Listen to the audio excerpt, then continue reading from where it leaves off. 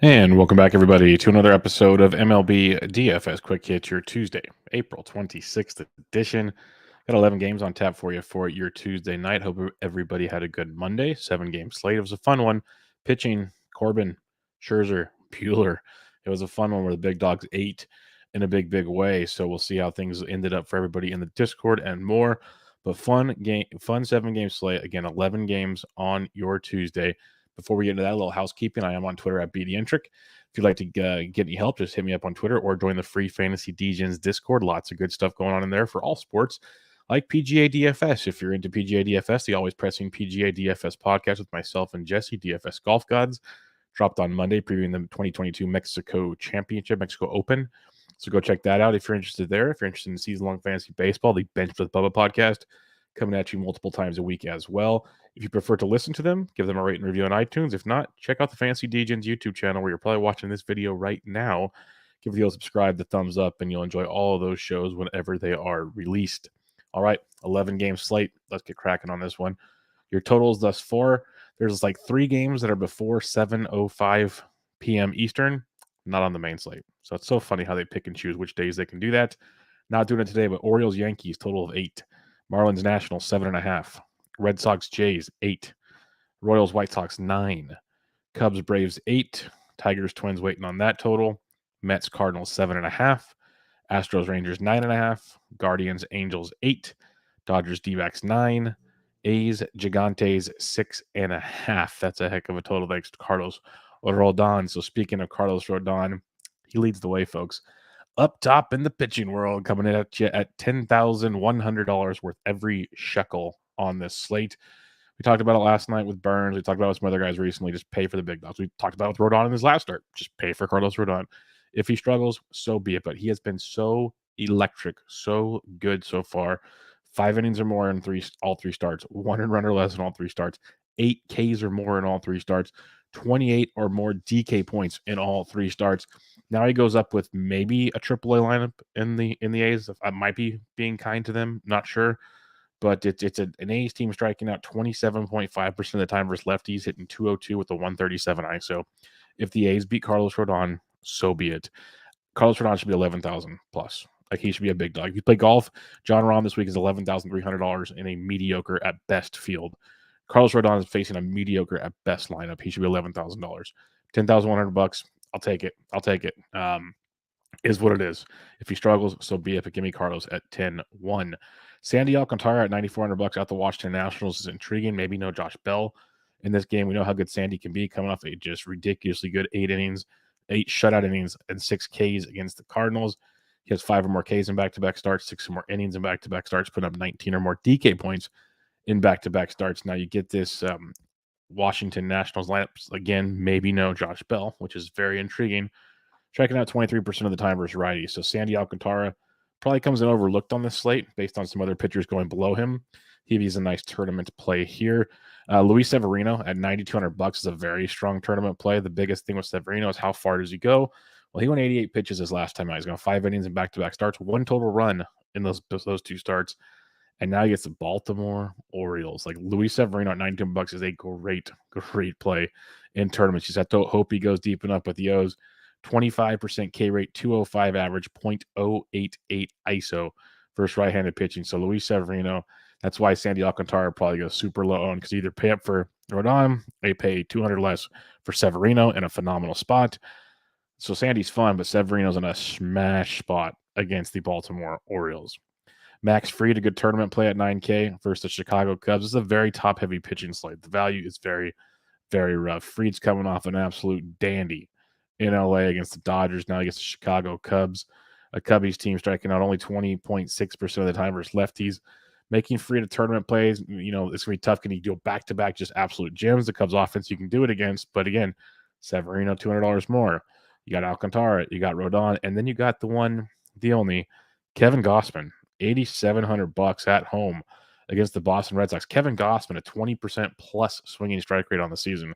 Absolutely feasting, 23 or more DK points in back-to-back starts. Coming off an 8-inning, 1-run, 8K performance against Boston. He went into the 9th with a shutout, gave up a run, then got yanked. He struck out 9 against the Yankees in his previous starts, so 17 Ks against the Red Sox and the Yankees combined in his last 2 starts, 88 pitches in his last start. He's been great. The strikeouts have been just beyond perfect. Again, he gets Boston again, back-to-back times against the same team. Usually can be suspect, but Rios did quite well for himself. Not like dominant, but quite well on Monday night against this Boston team, striking out a little over 21% of the time versus righties. So Gossman's probably too cheap on this slate. Let's put it that way. Too cheap at $8,700. Should be pretty popular. Making a Gossman Rodon combo is definitely doable on this slate and something to definitely look into. If you want to pivot off of Gossman, Josiah Gray at $8,400 has my full attention. Back-to-back 5 innings pitched, 22 or more DK points, 5 or more Ks in every start this season. And now you get that Marlins team that, has some moments where they're like, you got Jesus Sanchez, Garrett Cooper, Jazzy Jazz doing their thing, but they also strike out 24% of the time versus right-handed pitching, 251 average, 150 ISO against. So a guy like Gray in tournaments, great pivot off of Gossman. I like that quite a bit. Now, other than that, it's suspect. Like, you can get real YOLO with the Daniel Lynch if you want to. Not in love with it, but I get it. Other than that, the only one I'm willing to do, and I might be biased on this, is give me Erod. Erod at $6,300. Now he's not priced up, so he doesn't have to light the world on fire. Like last start out, 6 innings, 4 hits, 3 earned, 5 Ks against the Yankees for 14.5. At $6,300, you can take 14.5. You prefer more just because some of the elite pitching here, but you can take 14.5. Now he goes up against this Minnesota team, striking out over 24% of the time versus lefties, 214 average, 139 ISO. Erod just has to learn how to control the freaking walks. That's what's crushing him right now. So he'd be my value on the slate. Not in love with much of it. Like Stroh's down there, but Stroh's been struggling. So give me Erod at 63, but I'm going to try not to go below Josiah Gray, which means we're going to have to find value with the bats, which we'll get to shortly. But recapping your pitching, Rodon, 10-1 with a bullet. That's my dog.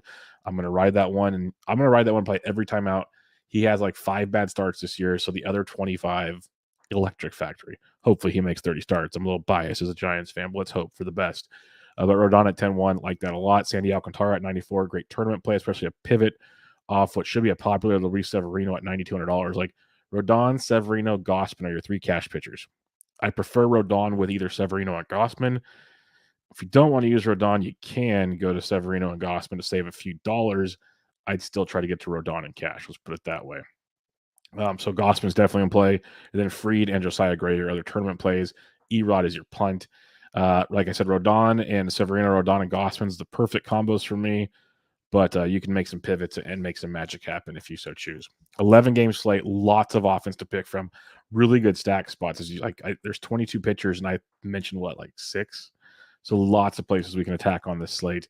Catcher's position, you got Willie Contreras. If you believe Fried stumbles, Fried's a massive fly ball home run guy. Contreras could be interesting, but I preferred Salvi Perez for $300 cheaper at $5,100. Salvi coming in swinging a smoking hot bat. 3 straight games at double-digit fantasy points. He's hit safely in 5 of his last 6, 6 of his last 7, and 8 of his last 10. So Salvi at $5,100, really good spot against the pitch to contact Dallas Keuchel. Love me some Kansas City Royals on this slate. Will Smith went deep on Monday. I like him again at $4,700. There's Davies. Dodgers will be a very popular stack yet again.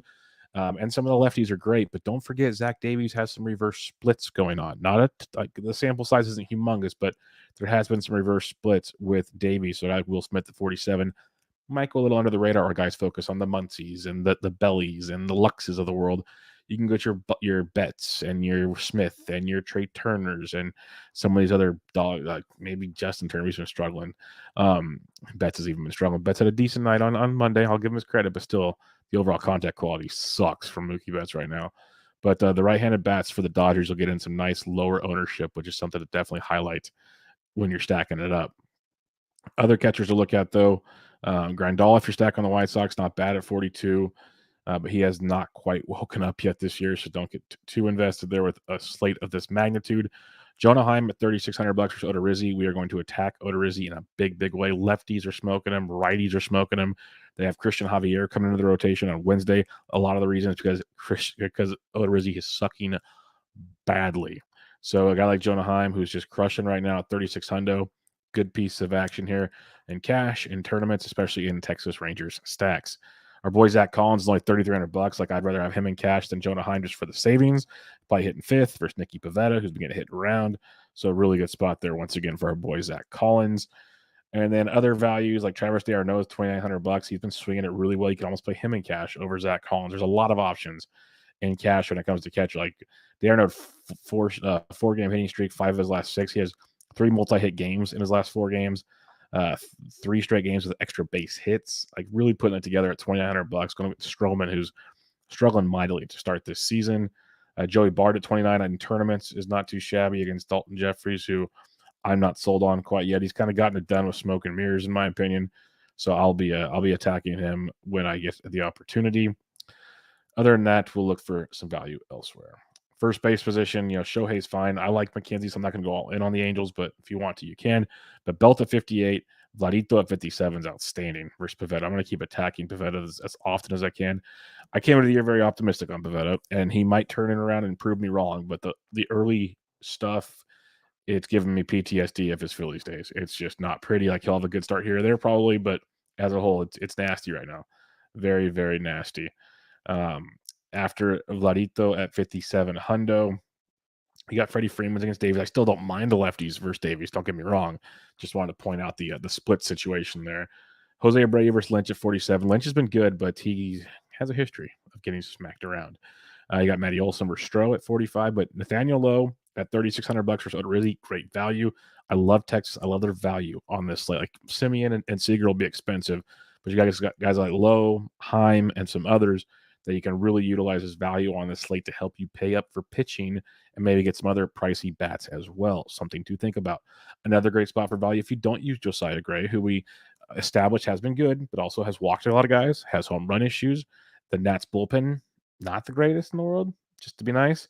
So Garrett Cooper at 35, swinging a pretty sweet bat as well. Seth Beer against Tony Gonsolin at 34. If you're getting a contrarian or even Christian Walker, you can go either one of those. Some cheaper options. I like Spencer Torkelson if you want to keep attacking Paddock, who similar to whatchamacallit, Jeffries, kind of smoke and mirrors. Paddock has survived his first start or two, not overwhelming. And we know that other shoe is probably going to drop at some time. Now the Minnesota bullpen, not too bad, but still, if you can get Paddock out early, you can take advantage of it like it's happened in some of his starts. So a guy like Spencer Torkelson, who's swinging a really, really good stick for Detroit and some other Detroit bats. Torque at 29 I like. Mentioned the Kansas City stack when I mentioned Salvi. Hunter Dozier's first base outfield eligible. I wrote him up in the Rotoballer free DFS article. It'll come out on Tuesday morning. Dozier at $2,800. I love one of the better values I like on this slate. He's first base outfield eligible, 28 hundo, crushing baseballs. Just read the little blurb in the article. His hard hit rate, his barrel rate, his whatever you want to talk about. He's still striking out like 32% of the time over the last 7 games, but everything else torching the baseball. He has locked in 3 jacks over the last 7 games, 5 extra base hits. For regular listeners of this show, I have been team Hunter Dozier for a long time. And right now we're getting him at $2,800. I'm going to keep playing him. He's like going to be on my Josh Naylor, my Bobby Witt list. Like, we're just, as long as they're cheap, they won't work every day because it's baseball and no one works every day. But I will keep playing them while they're cheap because he has got massive upside, which he has shown of late. And now he gets pitched to contact Dallas Keuchel. Are you kidding me? Yes, Hunter Dozier, it is. Josh Naylor, he might actually sit versus the lefty Sandoval, so keep an eye on that one at 27 hundo. And other than that, there wasn't too much I saw down here earlier when I was prepping at first base. Yeah, we'll have to see lineups because nothing else really stands out for now. Second base position, Jazzy Jazz, Chisholm at 53 if you are fading Gray, of course. Ozzie Albies, yes, both really great spots if you're fading Gray or Stroman. Not the easiest of matchups for either one of them, but just elite talents. And they'll go low-owned on this slate. So not must plays by any means, but they're good tournament tactic plays. Get low ownership with the elite talent is something I like to do instead of try to get low ownership with a complete punt. That's just my angle. Could be wrong, but that's something I like to do. Simeon at 45 if you're stacking Texas, not too bad. DJ LeMahieu is back leading off for the Yanks. He's second base, third base for Jordan Lyles at 44. If you want to go that route. If you don't believe in Erod, Jorge Polanco's only $3,900. Still too cheap for his talent level. So keep him on your radar. But other than that, it's a top-heavy position. Gavin Lux at 3K, not too bad. Santiago Espinal, I'll keep mentioning him at $2,900. I wrote him up as well, and he's interesting because I think it's hits in like 5 of his last 7 or something like that. Just 1 hit in each game, so he's not lighting the world on fire, but lots of extra base hits because of his ISO, his hard hit rate. So when he makes it, when he gets hits, he makes it count for fantasy. And that's the beauty of it. That's why baseball, I try to explain to people that get all like frustrated. It's like, well, he goes 1 for 4, but it's like a double and 2 RBIs. So it pays off. Where other guys go like 1 for 4 with a single and nothing. And you're like, what the hell? That's baseball. That's the wild part about this whole thing we're trying to predict. So for now, Santiago's making it count because he's hitting like 8th in the lineup. That lineup's so loaded. They're stacking the bases for him, and he's taking advantage of it. So Santiago at 29, not a bad value if you want to go there. And other than that, nothing at this point in time unless we see something when lineups come out. Third base, Arenado's just fine if you want to, but J-Ram, I'll keep running that. He had a down night on Monday. I don't care. The dude is MVP caliber. J-Ram. It's nuts. But one of my favorite spots on this entire slate, cheaper than J-Ram, crushing baseballs right now, is Alex Bregman at $4,700. I like Houston tonight versus Hearn. Hearn had a great first start. His last 2 starts, much more like the Taylor Hearn we expected. And now you get Alex Bregman at 4,700 coming in swinging a very, very, very hot bat. I think he's underpriced on this slate. So Breg's at 47, and he's doing typical Bregman things where he's hitting for power, he's hitting for average, he's doing it all, but he's barely barreling the ball, he's barely hard hitting the ball. This is what Bregman does. He just kind of breaks through the rules. Certain guys break the rules. Some guys like Baez swing too much out of the zone. He breaks the rules in that regard. Bregman breaks the rules because, one, hitting in Houston, you get the short Crawford boxes, take advantage of it, but he's not just doing it in Houston. This is what Bregman does. So $4,700. I'll take him versus her. I think it's a really, really fun spot there. You got Josh Donaldson at 46 if you need to fade Lyles. Not one of my favorite spots, but I get it. It is Lyles. If you're fading Stroman, again, the Braves are cheap. Mentioned Travis d'Arnaud. Albies isn't cheap, but Austin Riley's only $3,800. That's a nice value if you're fading Stroh in a tournament, not for cash in a tournament. Bobby Witt Jr., don't look now, folks. I know you guys kept like all of a sudden like, I can't play Bobby. You've been saying play Bobby. He's been cheap. Well, he's 3K, so he's finally cracked that threshold. But hits in 4 straight games. It's slowly coming together. We saw Julio Rodriguez. He's getting on and stealing bags. These kids are young. Bobby Witt jumped from basically AA to the bigs. Julio Rodriguez, Bobby, he got a lot of triple action. Julio, AA to the bigs. These guys, they're getting their baby. They're getting their training wheels taken off the bike. Bobby Witt at 3K versus Dallas Keuchel. Great person to have your training wheels off the bike for. So Bobby Witt at 3K, another great value in this Kansas City lineup. Below him, though, Maikel Franco, but I don't want to fade Alcantara. That's a tough one. So not a lot I like below Bobby Witt Jr. at 3,000.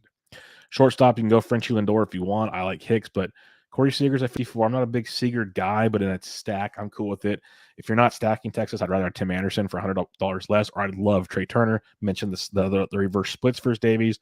Turner had another, like at least a 2-run double and maybe more on Monday night. So Trey Turner at 52. Bo Bichette hit a granny. He's been slowly heating up. We talked about that recently. He's 51. So in reality, Seager, if you're stacking Texas, sure. Otherwise, give me Trey. Give me Bo. Give me one of those two. I'm all aboard that. I'd even be willing to take some Brandon Crawford at 5K versus Jeffries.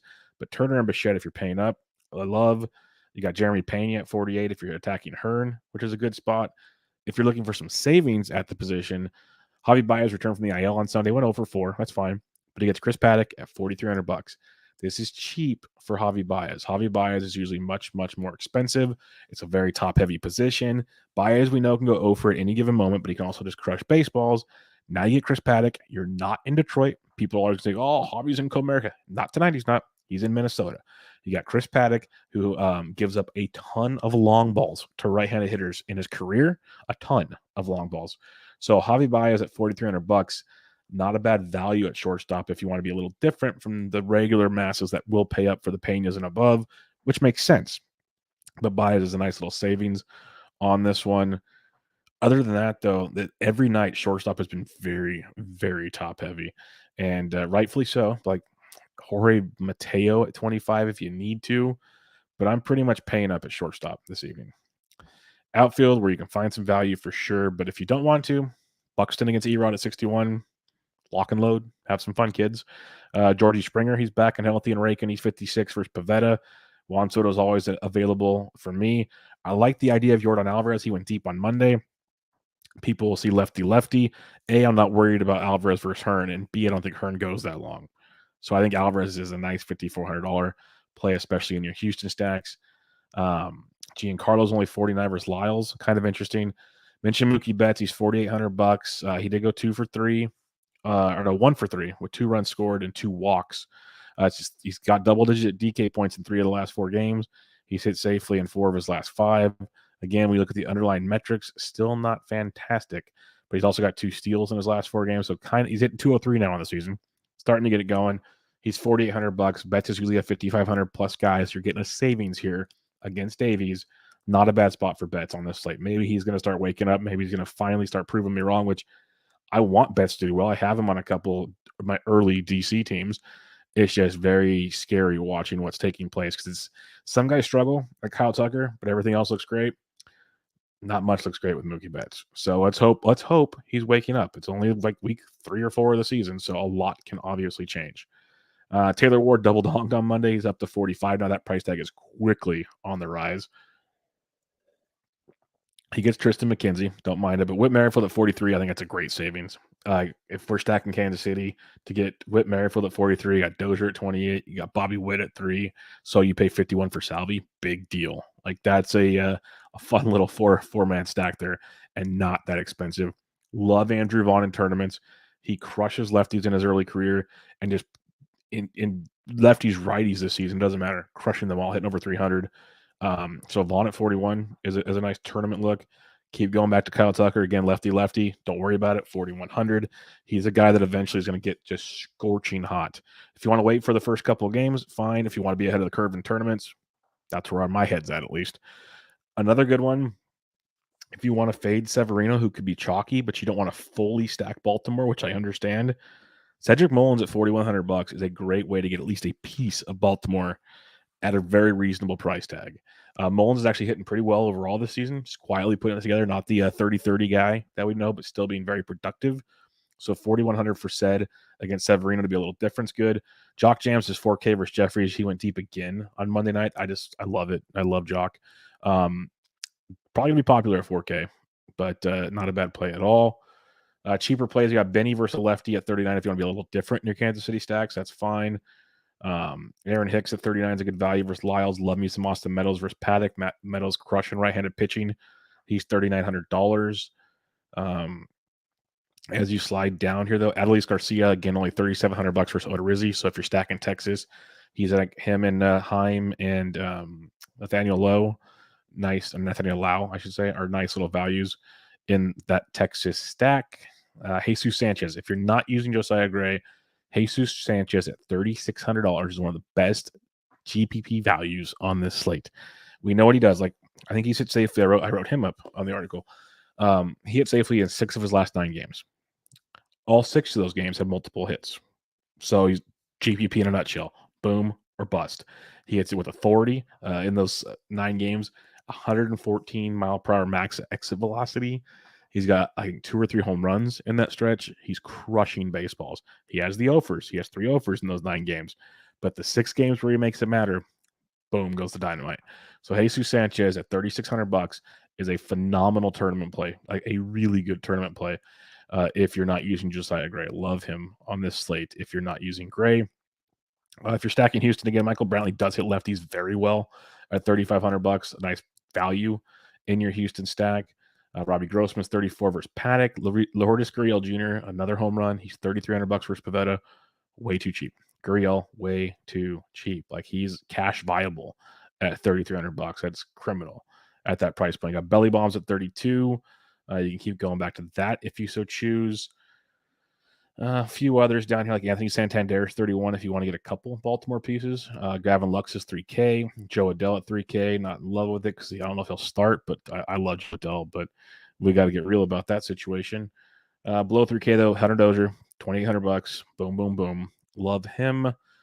Other than that, Yadiel Hernandez is hitting well. Not looking to fade Alcantara. Trey Boo-Boo's down here, but not in love with that at the moment. He did go deep over the weekend, though. I told you it's coming for Trey Boo-Boo. The underlying metrics look very, very promising for our boy. Other than that, like, check lineups. You'll get some values down here. I'm not in love with them right now past Hunter Dozier. All right, pitching recap. Rodon, play him at 10-1. Yeah, Alcantara at 94. Nice tournament pivot off of Luis Severino at $9,200. Severino in a great spot versus Baltimore. Should be extremely popular. You got Max Fried in tournaments, sure, but Kevin Gossman will be the guy at 87 hundo. Just I raise the pivot off of Gossman. In cash, you play Rodon, Severino, or Gossman. I prefer Rodon at one of the other two, but you could go Severino, Gossman if you have to. I really want Rodon in my lineups. Don't love much value on this slate, but if you need to, Erod at 63 is where I would go on this one. Stacking things up on this slate. You can go Yankees versus Lyles, sure, but Dodgers versus Arizona. Remember, reverse splits are a play. Love Houston versus Hearn. Texas versus Odorizzi is great too. Like if you want to be contrarian in that game, you can game stack it. We'll go heavier Texas and Houston. That's an angle. I think there's a lot to like in that game. Actually, let me read. I think the total is at least 9 in that game too. Let me triple check. It's 9.5. It's the highest total on the slate. That is beautiful because I made my picks. I wrote my articles and stuff before I looked at the totals, and that was a game where I wanted to game stack that game. Yeah, it's the highest total on the slate. So that's a beautiful thing. Hopefully the roof's open in Globe Life for that one. A few others though. Detroit versus Paddock if you need to. I can definitely see getting that. Love Kansas City versus the White Sox. Toronto versus Pavetta. Keep attacking that. You can go the White Sox if you want, but not in love with fading Lynch. Lynch is funny. Lynch gave up like 7 runs and struck out like 8 the other day. So you can stack against them. You definitely can. Just know there's a lot of swing and miss coming there too if you're a little off. But my main ones are Kansas City. Love the game stack in Texas, Houston. And then probably the Dodgers for now. But there's about 7 or 8 teams you can easily stack up on this slate. But there you have it, folks. 11 games in the books. Make sure you give me a follow on Twitter at BDentric. If you have any questions, hit me up there or ask me for an invite into the free Fantasy Degens Discord. It's free. Lots of fun stuff going up in there. All sports, whatever you want. I build rooms for you guys to talk about whatever you want in there. It's just a fun, free place to hang out. Also, if you like golf, the Always Pressing PGA DFS podcast with myself and the DFS Golf Gods Jesse dropped on Monday for the 2022 Mexico Open. Come check that out. Get your DraftKings lineups ready for this week's PGA Tour action. Season-long fantasy baseball Benched with Bubba podcast coming at you multiple times a week. I'll be recording Tuesday night, Bubba and the Bat Flip, recapping the week that was in Fab and much, much more. Give those a rate and review on iTunes or check them out on the Fantasy Degens YouTube channel. But that'll do it, folks. Lots of fun. 11 game slate. Lots of ways to go. It's going to be another beauty, another wild one. Check out the free DFS article at rotoballer.com. I got season-long articles dropping on Fantasy Pros on Monday and Tuesday. I got other season-long articles coming at you on Rotoballer at the end of the week, Fantrax at the middle of the week. Always something going on. Just follow me on Twitter. I'll tweet it all out for you to get your fantasy baseball and DFS needs covered. But for now, everybody, this was MLB DFS Quick Hits, your Tuesday, April 26th edition. I'm out.